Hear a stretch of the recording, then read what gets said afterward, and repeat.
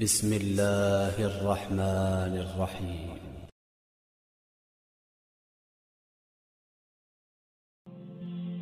تکلیف کا کوئی پیمانہ نہیں ہوتا کہ ناپ لیں کون سی تکلیف بڑی ہے کون سی چھوٹی، ہر تکلیف کی اپنی جگہ ہوتی ہے اور ہر شخص کو اپنی تکلیف زمین اور آسمان سے بھی بڑی لگتی ہے۔ بعض لوگوں کی زندگی آپ کے لیے اہم ہوتی ہے، ان کے بغیر رہا جا سکتا ہے، مگر بعض لوگ آپ کی زندگی ہوتے ہیں، ان کے بغیر صرف مرا جاتا ہے۔ جن کے ساتھ اچھا وقت گزارا ہو انہیں برا نہیں کہتے، جو محبت کرنے والے ہوتے ہیں وہ بات کرنا چھوڑ دیں تب بھی آپ کا برا نہیں چاہتے۔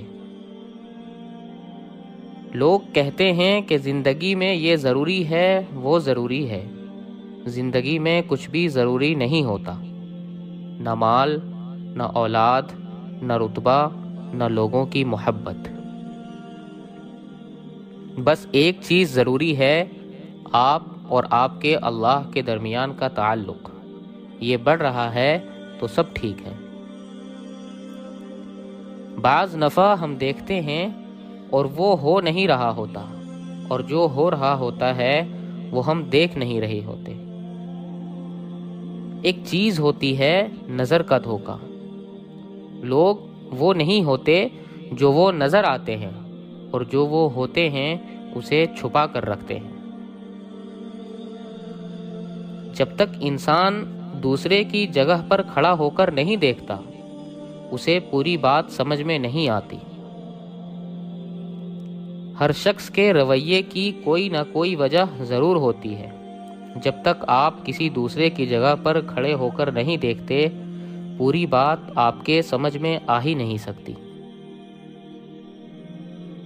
ہر کہانی اپنے دو پہلو رکھتی ہے، قرآن میں ہر چیز کا جواب ہوتا ہے، ہر دکھ کا مداوع، ہر پریشانی کی تسلی، ہر فکر کا حل۔ ہر چیز میں خیر ہے اور شر بھی موجود ہے۔ ایک ہی دریا میں کوئی شخص دوبارہ نہیں اتر سکتا۔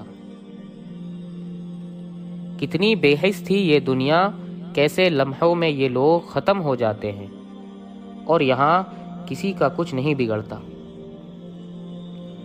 کیا ضروری ہے کہ ہر گھر کی بنیاد محبت پر ہو، تو پھر وفاداری اور قدردانی کا کیا؟ بعض چیزیں ہمیں ناگوار لگتی ہے لیکن وہ ہمارے لیے اچھی ہوتی ہے۔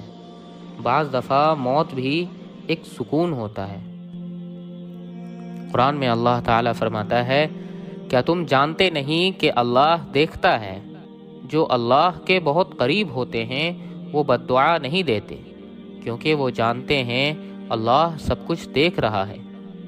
لیکن اس کا مطلب یہ نہیں کہ اللہ ان کے ساتھ ہوئے ظلم کو بھول جاتا ہے یا ان ظالموں کو پکڑتا نہیں ہے۔ پکڑ بھی ہوتی ہے اور سزا بھی ملتی ہے، بس اس انسان کے صبر کر لینے کی دیر ہوتی ہے جس کا دل دکھا ہوتا ہے۔ پھر اللہ کا انصاف شروع ہوتا ہے، اس لیے بد دعاؤں سے نہیں آہوں سے ڈرنا چاہیے، کیونکہ آہیں بول کر نہیں دی جاتی، آہیں خاموش ہوتی ہے، اور خاموشیاں سمجھنے میں اور سننے میں تو ہمارا رب کمال ہے۔ دعاؤں میں ممکنات کو نہیں دیکھتا اور نہ ہی یہ دیکھتے ہیں کہ یہ مل سکتا ہے یا نہیں۔ دعائیں تو مقرر کی ہوئی قدرتوں سے ہٹ کر مانگتے ہیں، جو انسانی نظر میں کبھی سچ نہ ہو سکتی ہو، کیونکہ تمہارے اللہ کی قدرت ساری قدرتوں پہ حاوی ہے۔ خفا ہو نصیب سے اور یقین کا دعویٰ بھی کر رہے ہو، رد ہو جانے کے وسوسے بھی ہیں اور دعا بھی کر رہے ہو۔ راستہ تھا صبر کا اور ضد کی راہوں پہ چل رہے ہو۔ شکوے جو ہیں تم کو خدا سے، خود سے بھی تو پوچھو تم کیا کر رہے ہو۔ جب اللہ تم سے تمہاری چاہ چھین لیتا ہے مگر تم سے اپنی ذکر کا اختیار نہیں چھینتا، تب اللہ تمہاری دعاؤں پہ راضی ہوتا ہے، لیکن اس بیچ اللہ کی طرف سے امتحان بھی آتا ہے۔ جیسا بندہ ہوتا ہے ویسا امتحان ہوتا ہے۔ بندہ جمع رہتا ہے اپنی بات پہ تو اللہ کی مدد آتی ہے۔ اللہ کا مکافات عمل کا انداز تمہاری سوچ سے بہت الگ ہوتا ہے۔ جب کوئی تمہیں تکلیف دے کر چھوڑ جاتا ہے تو اللہ فوراً سزا نہیں دیتا، بلکہ اللہ اسے ڈیل کرنے سے پہلے تمہیں مضبوط بناتا ہے، اور اللہ اس دوران اسے دنیا کے ہر دھوکے سے ملواتا ہے جس نے تمہیں دھوکہ دیا ہوتا ہے۔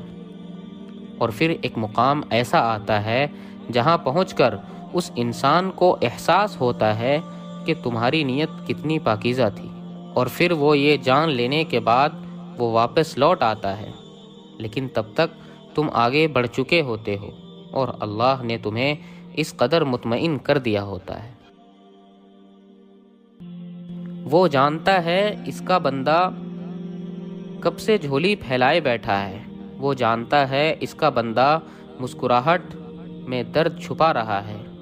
فکر مت کرو، اللہ نے تیار کر رکھے ہیں تمہارے لیے معجزے۔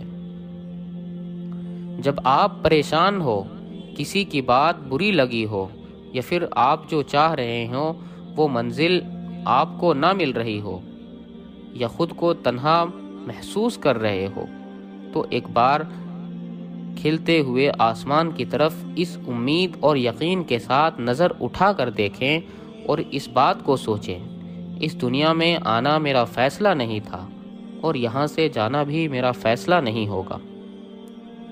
مجھے تو میرے اللہ نے دنیا میں بھیجا ہے میرا امتحان لینے کے لیے۔ مایوس ہو کر اس امتحان میں مجھے فیل نہیں ہونا، مجھے تو اس حال میں صبر اور شکر کرنا ہے۔ اسی صبر اور شکر کو تو اللہ پسند کرتا ہے، اور اسی امتحان کے پیچھے اصل معنی میں ہم سب کی کامیابی چھپی ہے۔